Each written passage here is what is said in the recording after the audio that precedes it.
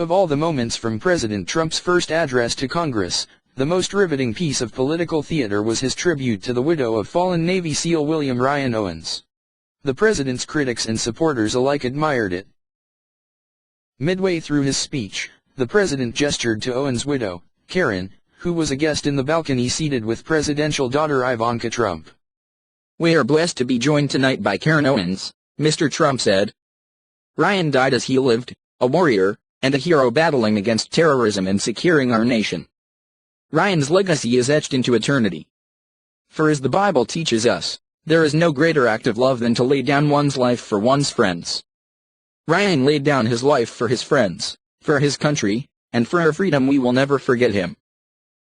Mrs. Owens, tears streaming down her cheeks, rose to acknowledge a lengthy standing ovation and raised her eyes to the heavens. The president commented at the end of the several-minute-long ovation that Owens was looking down on his wife, and that the fallen Navy SEAL just set a record with the ovation.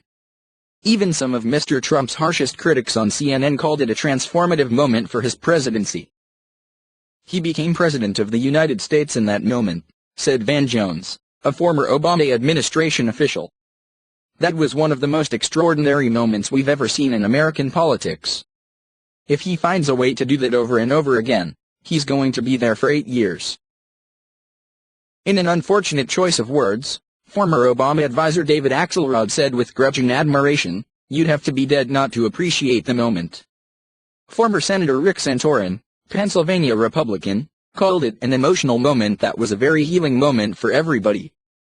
Owens, of Peoria, Illinois, was killed late last month during a special operations raid in Yemen against an al-Qaeda camp. It was the first military fatality under Mr. Trump's leadership, and has raised questions about the planning of the raid. Mr. Trump said Defense Secretary James N. Mattis verified that the raid was successful.